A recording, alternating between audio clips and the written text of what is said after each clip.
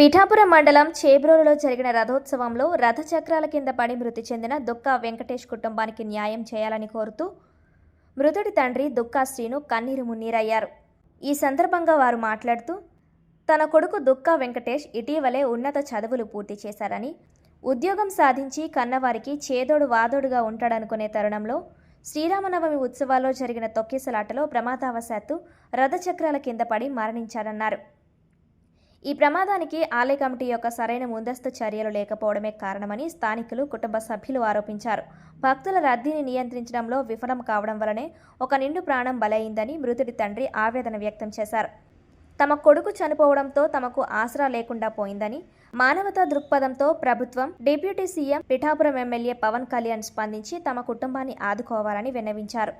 నా పేరు దుక్కా శ్రీ అండి. అది కాకినాడ జిల్లా శంఖవరం మండలం కత్తిపూడి నుంచి మాట్లాడుతున్నాను. ఈ నెల 1వ తారీఖు జరిగిన చేబ్రోలు గ్రామంలో రథయాత్రలో మా అబ్బాయి ఆ రోజు మామూలుగా దేవుడి దర్శనం చేసుకుంటారని వెళ్ళాడండి. వెళ్ళగా దర్శనం చేద్దాం వెళ్ళగా ఆ లైన్లో నుంచిండగా ఆ కమిటీ వాళ్ళు అక్కడ సరిగ్గా లేక, పోలీస్ సిబ్బంది సరిగ్గా లేక మా అబ్బాయి తోపులాట్లో పడిపోయి రథం కింద పడిపోయాడండి. హాస్పిటల్కి వెళ్ళి శ్వాస కూడా లేకుండా అక్కడికక్కడే మరణించాడు.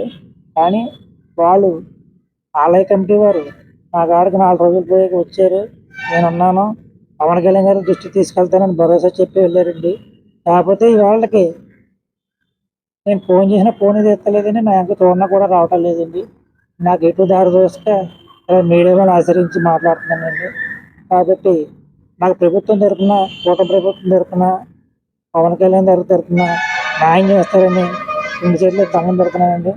కాకపోతే నన్ను పవన్ కళ్యాణ్ గారు ఒక్కసారి తీసుకెళ్తే నా మనసులో ఆవేదన చెప్పుకున్నారని శోకసంద్రంలో మునిగిపోయి ఇవాళ 21 రోజులు పెట్టి నేను బాధపడుతున్నానండి. నన్ను ఆదుకునేది ఎవరు ముందుకు రాక నాకు ఇటీ దారితోచగా ఇలాగా సోషల్ మీడియాని ఆదరించి ఇవాళ సోషల్ మీడియాతో మాట్లాడుతున్నానండి. కాకపోతే నాకు ఎటువంటి న్యాయం జరగలేదు. నాకు న్యాయం చేస్తారని సోషల్ మీడియా రప్పించి మాట్లాడుతున్నాను. లేకపోతే నాకు ఏదో న్యాయం చేయాలని గవర్నమెంట్ని, చంద్రబాబు నాయుడు గారిని, లోకేష్ గారిని, లేకపోతే డిప్యూటీ సీఎం అయిన పవన్ కళ్యాణ్ గారిని కోరుకుంటున్నానండి. కానీ ఒక్కసారి పవన్ కళ్యాణ్ తీసుకెళ్తే ఆ పిఠాపురం నియోజకవర్గంలో జరిగింది కాబట్టి నాకు ఎటువంటి న్యాయం జరగలేదని ఒకసారి తీసుకెళ్తే నా బాధ చెప్పుకుంది, నా గోడు చెప్పుకుందానని ఆశిస్తున్నాను. అండి నా మొత్తం 3 పిల్లలండి. నాకు వెనకాల 2 చిన్నపిల్లలు ఉన్నారండి. వాళ్ళకి ఏదో అరిగితే వాళ్ళు బిక్కుమని వెనక బతుకుతున్నారు. మొత్తం 3 పిల్లల్ని చదివించానండి. ఈ అబ్బాయి పెద్ద అబ్బాయి అండి. ఆ అబ్బాయికి 23 సంవత్సరాలండి. అమ్మాయి 19 సంవత్సరాలండి. చిన్న అబ్బాయి 18 సంవత్సరాలండి. వాళ్ళకి ఏదో దారి పొందారని నేను ఆశపడుతున్నానండి. నాకు ఏ దారి లేదండి. ఏం చేస్తారో నాకు తెలియదండి. అంతే నాకు కాబట్టి డిప్యూటీ సీఎం పవన్ కళ్యాణ్ ఆదుకుంటారని నేను వీడియో ద్వారా మాట్లాడుతున్నాను.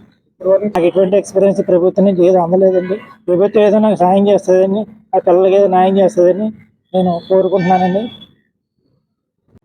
నా పేరు శివండి, కత్తిపూడి. అయితే దుక్కా వెంకటేష్ అని మా మామయ్య గారి అబ్బాయి అనమాట, నా మేనల్లుడు. ఈ సీతారాముల కళ్యాణానికని తీర్థానికి వెళ్ళి రథం కింద పడి చనిపోవడం జరిగింది. ఆ విషయంగా ప్రభుత్వం కానీ, ఎటువంటి అక్కడ ఉన్న సభ్యులు కానీ ఎటువంటి ఇప్పుడు వచ్చి ఎటువంటి విధానంగా ఇంటికి వచ్చి పరామర్శించడం కానీ ఎటువంటి న్యాయం చేయలేదు. అయితే ఇప్పుడు 21 రోజు పెట్టి వీళ్ళ కుటుంబ సభ్యులు అందరూ బాధపడుతున్నారు. అయినా సరే ఎటువంటి వాళ్ళకి సహాయం కానీ ఎటువంటి చేయడం కానీ ఏమీ లేదండి. అయితే ఈ విధంగా నేను చెప్పేది ఏంటంటే, ఆ కుర్రోడు ఒకడే ఇప్పుడు డిగ్రీ పూర్తి చేసుకుని ఏదో చిన్న ప్రైవేట్ జాబ్ చేస్తున్నాడు. ఈ లోపలనే ఆ అబ్బాయికి అలా జరిగింది. అయితే ఉన్న చిన్నపిల్లలు ఉన్న కుర్రోళ్ళు 2 ఆడమగ ఉన్నారు, మొత్తం 3. అయితే ఆ విధంగా ఏంటంటే ఆ చిన్నపిల్లలను పెట్టుకుని ఇతను అలా 21 రోజు పెట్టి బాధపడుతున్నాడు. కానీ ఇతని గోస ఎవరు వినిపించుకోవట్లేదు.